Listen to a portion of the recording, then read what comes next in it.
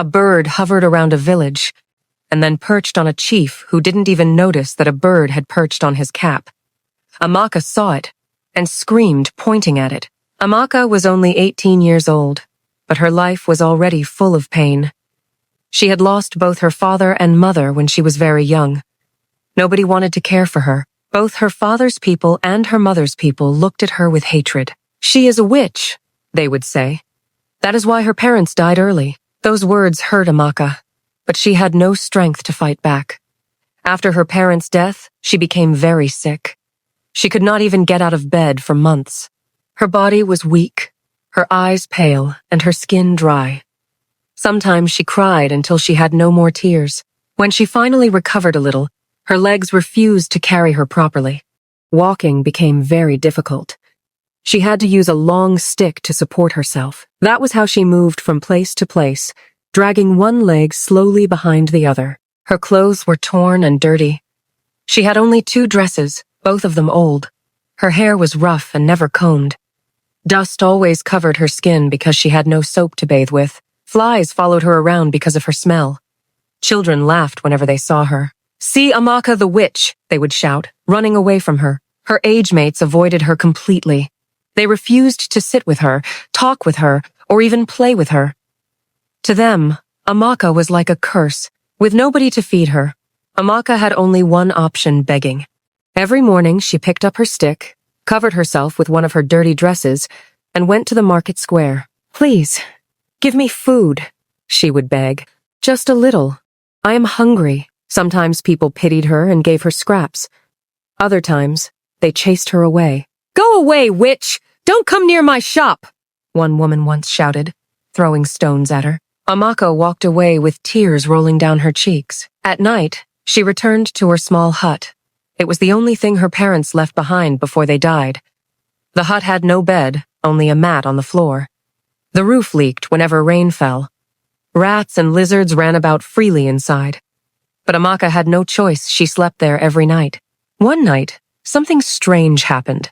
Amaka lay down on her mat, hugging herself tightly because of cold. Her stomach rumbled with hunger.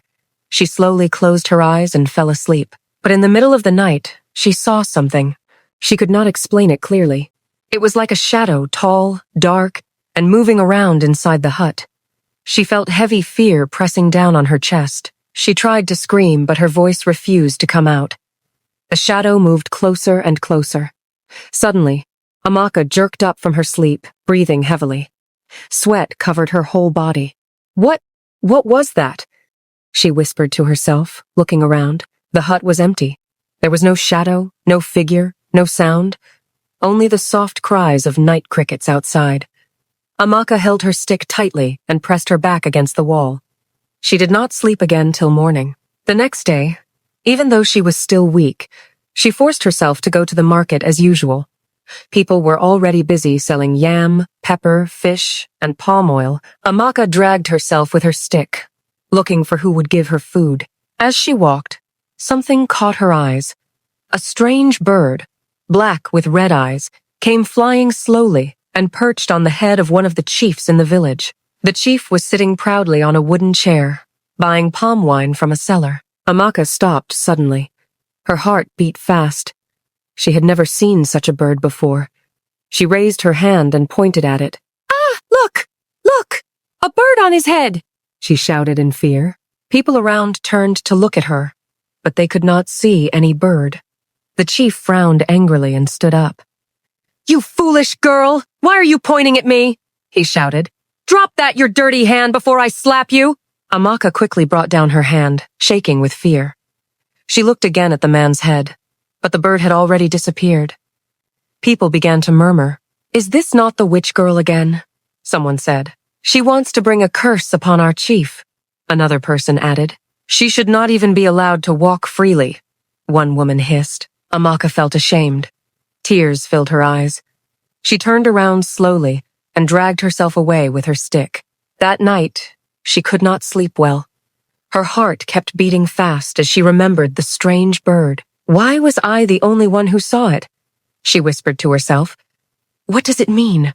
The next morning, Amaka was still lying on her mat when she heard loud voices outside. Neighbors were talking and shouting in groups. She dragged herself out of the hut with her stick to hear what was going on. "Have you heard?" one man was saying. "Our chief is dead. He died suddenly in the night." Amaka froze. Her stick almost fell from her hand. "What?" she whispered, shaking. "Yes," another neighbor added. "He was well yesterday, drinking palm wine at the market. But this morning, his family found him lifeless on his bed. They say his eyes were wide open, as if he saw something strange before dying." Amaka's body became cold. She remembered the strange bird she saw on his head. She remembered how he shouted at her to drop her hand. She remembered how people laughed at her for pointing. Could it be that the bird was a sign of death? Could it be that only she could see it? Her hands shook as she held her stick tightly. She wanted to tell somebody what she saw yesterday, but fear tied her mouth. "What if they accuse me of killing the chief?" she thought. "They already call me a witch. They will not believe me. They will stone me to death." So Amaka kept quiet. She went back inside her hut, closed the weak wooden door, and sat on her mat. Her heart was beating so loudly that she could hear it. "What is happening to me?" she asked herself, tears rolling down her dirty cheeks. "Why am I the only one seeing these things?" Outside, people continued to talk loudly about the death of the chief. Some said it was poison, some said it was a heart attack, but Amaka sat alone in her hut, shaking with fear. She could not tell them what she saw. That night, as the village mourned, Amaka lay on her mat again. She closed her eyes, but sleep refused to come. Suddenly, she felt the same heavy presence she had felt the other night. She opened her eyes quickly, and there it was again, the same shadow, moving around her small hut. This time, it stopped and faced her directly. Amaka wanted to scream, but her voice got stuck in her throat. Her stick slipped from her hands, and she picked it up immediately. She knew something strange had entered her life. Amaka hardly slept that night. The shadow she saw in her hut refused to leave her mind. She kept turning on her mat, holding her stick tightly as if it could protect her. At last, morning came. Her eyes were red and swollen from lack of sleep. Her stomach made loud sounds because she had eaten nothing since the previous day. She pushed herself up weakly, picked her stick, and dragged her body outside. The sun was rising slowly. Some children were already running around, chasing each other. A few women carried baskets on their heads, going to the market. Amaka stood at the front of her hut and watched them quietly. Just then, she saw one of her neighbors passing. It was Mama Nkechi, a woman who sold firewood in the village. She was strong, with wide shoulders and a loud voice. Amaka tried to greet her politely. She lifted her hand weakly and said, "Good morning, Mama Nkechi." But the woman did not even look at her. She walked past as if Amaka was invisible. Amaka's heart tightened. She wanted to cry, but she stopped herself. She pointed at her own head shyly, trying to get the woman's attention. "Mama Nkechi, please, wait." But suddenly Amaka froze. Her eyes widened in shock. The strange bird was back. It was sitting boldly on Mama Nkechi's head. Its feathers were dark, its eyes red like fire, and its wings spread wide. Amaka's hand shook. She could hardly breathe. "Mama Nkechi, stop, stop," she shouted. The woman turned around angrily. "What is it, witch girl? Why are you shouting my name so early in the morning? There is something on your head. A bird," Amaka said, pointing with trembling fingers. Mama Nkechi hissed loudly. "Shut up! Are you calling me a witch like yourself? Idiot! Look at you dirty, smelling, begging girl. Don't ever call me again." She insulted Amaka bitterly, spat on the ground, and walked away. The bird disappeared again, just as it did with the chief. Amaka's chest rose and fell quickly. She leaned on her stick, shaking from head to toe. "Oh God, what is happening to me?" she whispered to herself. That day, she did not go to the market. She stayed inside her hut, thinking about the bird. First, the chief, now Mama Nkechi. Was this bird a sign of something else? Why was she the only one seeing it? The whole day passed slowly. Amaka ate nothing, only drank some water from her clay pot. When night came, she lay on her mat but could not sleep. The next morning, loud cries filled the village. Women wailed and men shouted in shock. Amaka opened her weak eyes and dragged herself outside with her stick. She stopped when she saw people gathered in front of Mama Nkechi's house. Women beat their chests and rolled on the ground. Children cried. "What happened?" Amaka asked a little boy who was passing. He looked at her and whispered fearfully, "Mama Nkechi is dead." Amaka's stick almost slipped from her hand. "What? Dead?" "Yes," the boy said quickly before running off to join the crowd. Amaka stood there, frozen. Her eyes became wide. Her lips trembled. She remembered clearly the bird she saw on Mama Nkechi's head. Just like the chief. And now, the woman was gone too. Before she could think of what to do, she noticed something strange. Some villagers were looking at her suspiciously. They were whispering and pointing in her direction. "Is it not this girl we saw talking to Mama Nkechi yesterday?" one woman asked. "Yes," another man agreed. "I saw her pointing at the woman's head. She must have killed her," another voice said sharply. "She is a witch.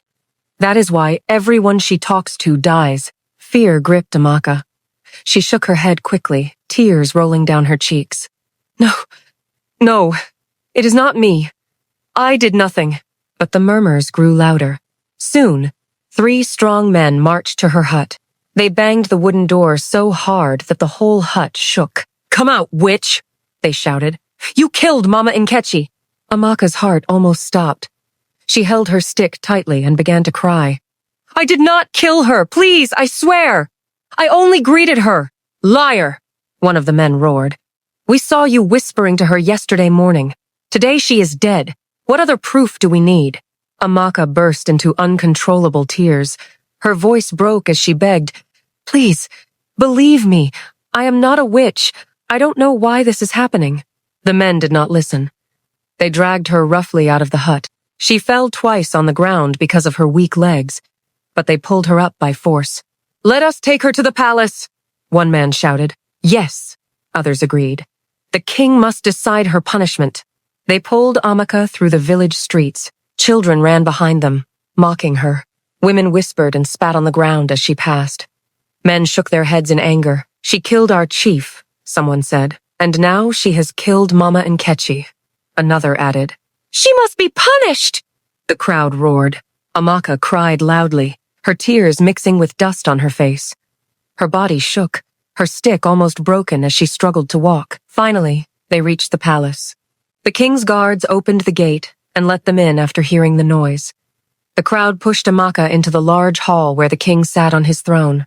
The hall was quiet except for Amaka's sobbing. The king, a tall man with a heavy crown, looked at her with serious eyes. His chiefs sat on both sides, murmuring among themselves. "Bring her forward," the king commanded. The men dragged Amaka until she was directly in front of the throne. "Kneel down," one of the guards shouted, pushing her to the ground. Amaka knelt slowly, holding her stick with trembling hands.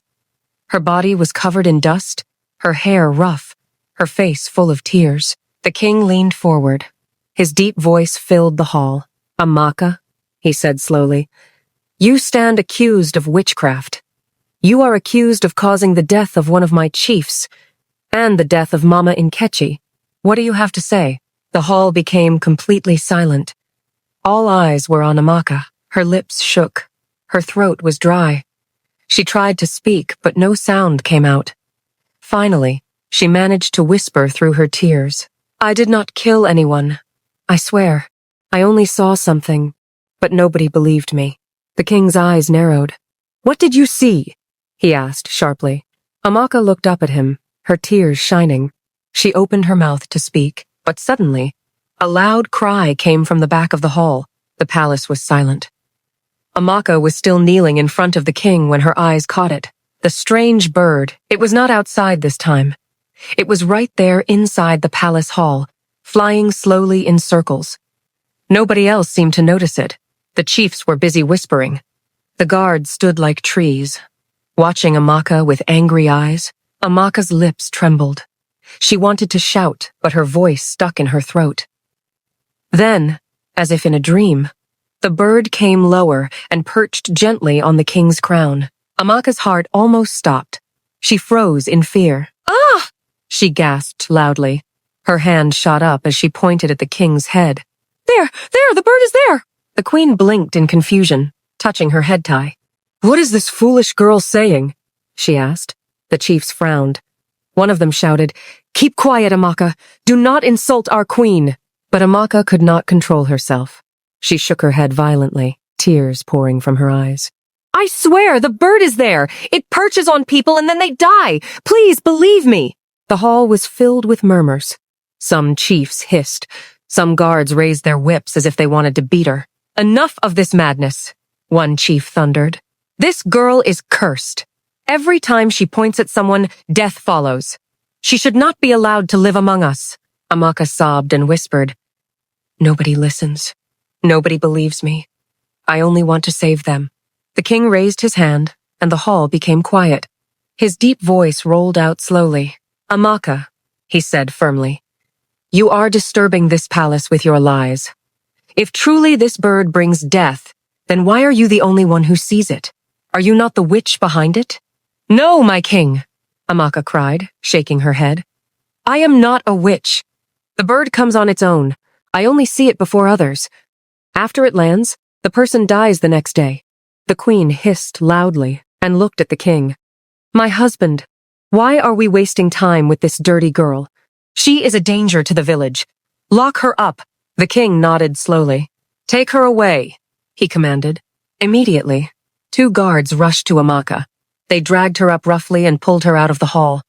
Amaka struggled, crying loudly. Please, I am telling the truth. Believe me. I don't want anyone to die. But nobody listened.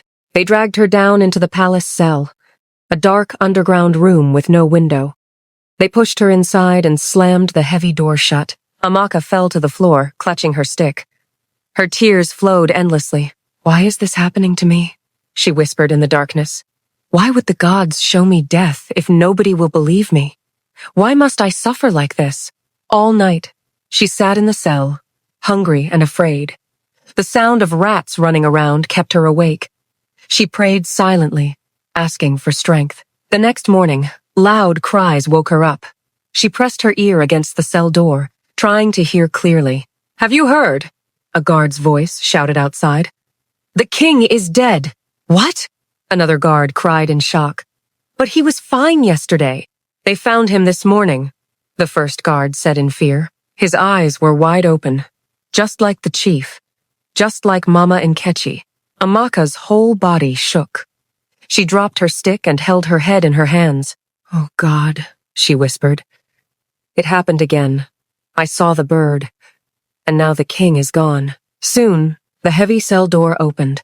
Guards stormed in, dragged her out roughly, and pulled her to the palace courtyard. A large crowd had already gathered. People were weeping for the king. Others shouted angrily at Amaka. There she is, a woman screamed. She killed our king, a man shouted. She must be banished. She must die. The chief stood with the queen, who was also crying. Her face was full of anger. She pointed at Amaka and shouted, This wicked girl has brought sorrow into our land. She must be thrown out and never return. The guards pushed Amaka to the ground. She knelt there, trembling and confused. I didn't do it, she cried. Please listen to me. I only saw the bird. I didn't kill anyone. Liar, the crowd roared. Just then, something happened. From the far side of the crowd, a loud voice shouted, Stop! Everyone turned. A tall, old man with cowries on his hair and red cloth around his waist stepped forward. He carried a long staff covered with feathers and charms. His eyes were sharp, and his steps were slow but powerful. It was the native doctor of the land. People quickly moved aside to let him pass. He came straight to where Amaka was kneeling, then turned and faced the chiefs and the crowd. Foolish people, he said in a deep voice. Do you not know when the gods are speaking to you? The chiefs looked at each other in confusion. The queen frowned. What are you saying? She demanded. The native doctor raised his staff high. The girl is not your enemy. She is your blessing. She has been given eyes to see what you cannot see. The bird she talks about is no ordinary bird. It is the spirit of death itself. The crowd gasped. The spirit of death? A woman whispered in fear. Yes, the native doctor continued. It is hovering around this village. That is why people are dying one after another. But instead of thanking the gods for sending a messenger to warn you, you are calling her a witch and punishing her. The people murmured loudly. Some looked ashamed. Others still looked doubtful. The queen shook her head stubbornly. How can that be true? How can this dirty beggar be chosen by the gods? The native doctor's eyes flashed. He pointed his staff at the queen. Be careful with your words. The gods choose whomever they please. Even a beggar can carry their message. If not for her, you would not know that death is walking among you. The crowd grew silent. Fear covered their faces. Amaka was still kneeling, staring at the native doctor with wide eyes. Tears dropped from her eyes as she whispered, So, I am not cursed? I am not a witch? The native doctor looked at her gently and said, No, child, you are a seer. The gods opened your eyes to save this land. Without you, more will fall, and nobody will know why. Gasps spread through the people. The chiefs looked at each other, shocked. For the first time in her life, Amaka felt a small spark of hope. But before she could speak again, the native doctor raised his staff to the sky and declared, The spirit of death has entered this land, and it will not stop until you do what must be done. The whole crowd held their breath, waiting for his next words. The palace courtyard was silent after the native doctor's words. Everyone stood frozen, waiting. The queen's face was still hard, but fear was hiding in her eyes. The chiefs were restless. The villagers looked at one another, whispering quietly. The native doctor lifted his staff again. His voice was strong, echoing through the palace walls. I must consult the oracle once more, he said. Only the oracle can tell us how to drive the spirit of death away. At once, the people agreed. They followed him to the shrine at the edge of the village. The shrine was built with clay and palm fronds, filled with old pots, feathers, and white chalk.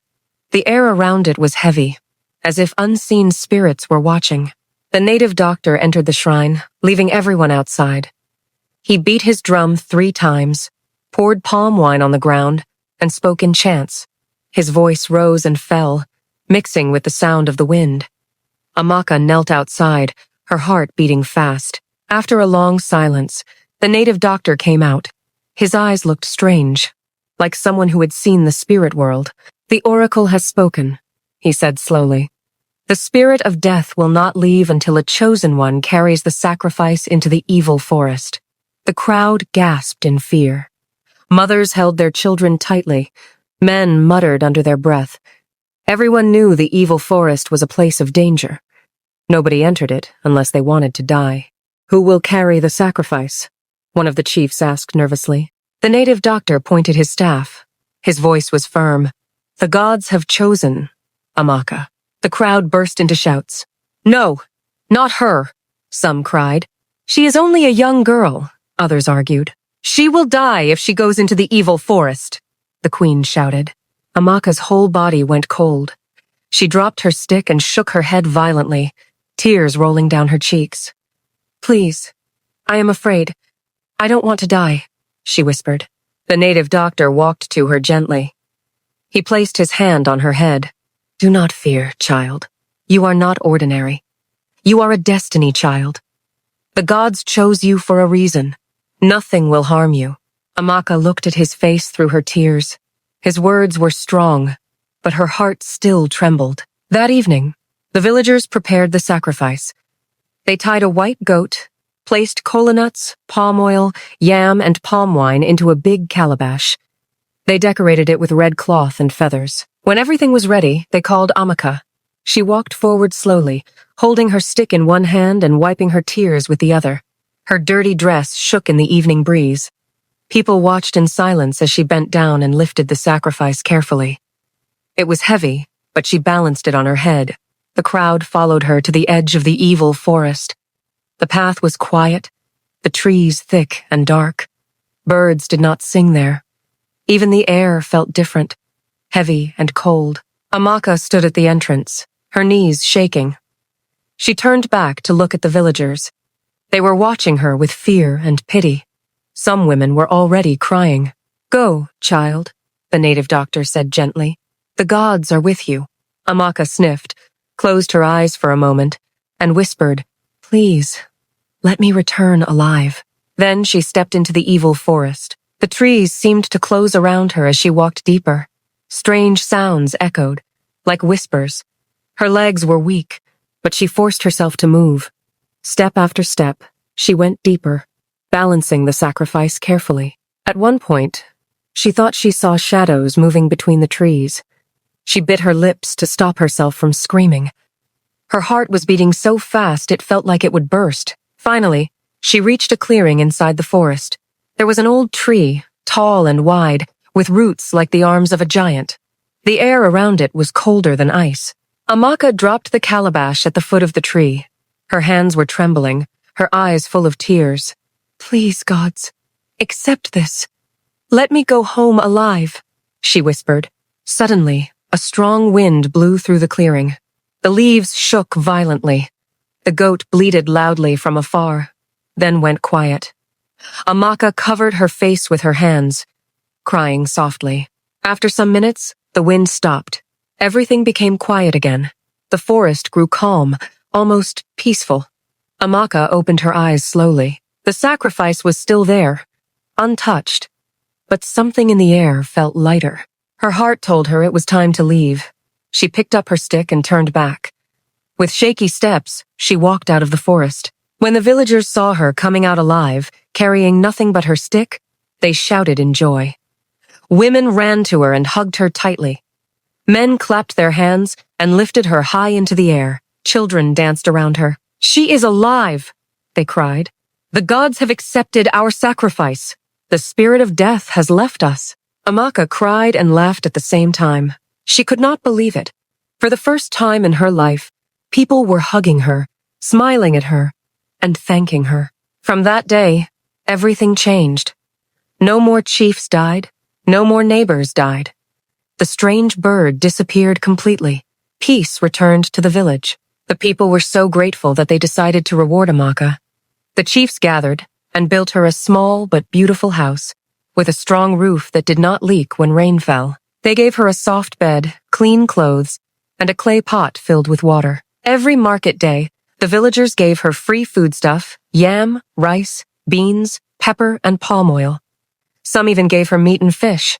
She no longer needed to beg. Whenever Amaka walked through the village, people ran to greet her. They bowed and called her our savior. Children followed her, singing songs in her name.